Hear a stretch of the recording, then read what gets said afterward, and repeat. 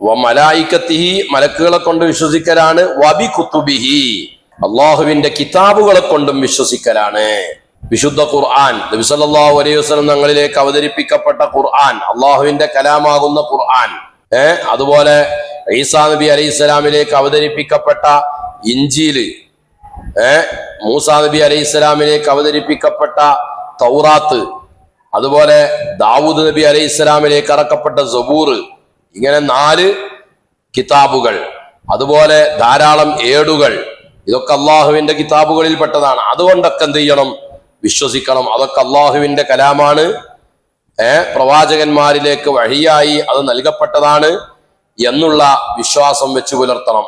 വബിലിഖാഇഹി അള്ളാഹുവിനെ കണ്ടുമുട്ടും എന്നതുകൊണ്ടും വിശ്വസിക്കലാണ്. ഇവിടെ ലിഖാ എന്ന് പറഞ്ഞതുകൊണ്ട് ഒരു ഉദ്ദേശം അള്ളാഹുവിനെ കാണുക എന്നുള്ളതാണ്.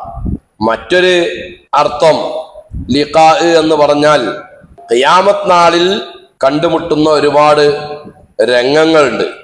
ലിഖായിൽ പെട്ടതാണ് ഹിസാബ്, വിചാരണ, കിതാബ് നൽകല്, ഇത്യാദി കാര്യങ്ങളൊക്കെ. അതായത് ഖിയാമത്ത് നാളിൽ അവന് കണ്ടുമുട്ടുന്ന ധാരാളം സംഭവങ്ങൾ, അതുകൊണ്ടും വിശ്വസിക്കലാണ്.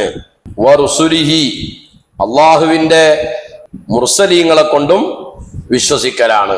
മുർസലീങ്ങളെ കൊണ്ടുള്ള വിശ്വാസം എന്ന് പറഞ്ഞാൽ അത്തസ്ദീഖു ബി അന്നഹും സ്വാദിഖൂന ഫീമാ അഖ്ബറു ബിഹി അനില്ലാഹി തആല അല്ലാഹു തആലയെ തൊട്ട് പ്രവാചകന്മാര് പറയുന്ന വിഷയത്തിലൊക്കെ അവർ സത്യസന്ധരും സത്യം പറയുന്നവരുമാണ്. അവർ സാധാരണ മനുഷ്യന്മാര് അല്ല, അവര് അസാധാരണ മനുഷ്യന്മാരാണ്. അവരെ അല്ലാഹു തആല അവൻ്റെതായ സന്ദേശം സാധാരണക്കാരിലേക്ക് എത്തിച്ചു കൊടുക്കാൻ വേണ്ടി ഇടയാളന്മാരായി അള്ളാഹു തെരഞ്ഞെടുക്കപ്പെട്ട ഒരു വിഭാഗം ആളുകളാണ് മുർസലീങ്ങൾ. അവരിൽ നിന്ന് തിന്മകൾ ഉണ്ടാകാൻ പാടുള്ളതല്ല. കാരണം തിന്മ ചെയ്യുന്ന ആളുകൾ പറഞ്ഞാൽ അത് ഉൾക്കൊള്ളാൻ ജനങ്ങൾക്ക് പ്രയാസം ഉണ്ടാവും. അപ്പം മുർസലീങ്ങൾ, അമ്പിയാക്കള് മഅസൂമീങ്ങളാകണം, പാപസുരക്ഷിതരാകണം.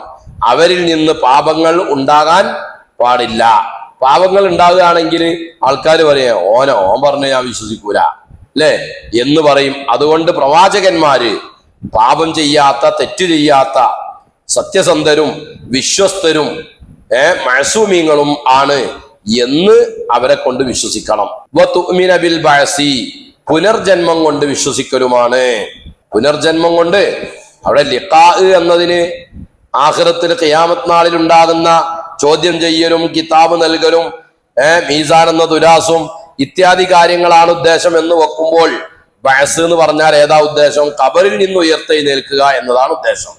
അല്ല ലിഖാ കൊണ്ട് റുഅ്യത്തുല്ലാഹി എന്ന ഉദ്ദേശം വെക്കുമ്പോൾ ബഅസ് എന്ന് പറഞ്ഞാൽ ഖിയാമത്ത് നാളിന്റെ എല്ലാ കാര്യങ്ങളെ കൊണ്ടും വിശ്വസിക്കുക.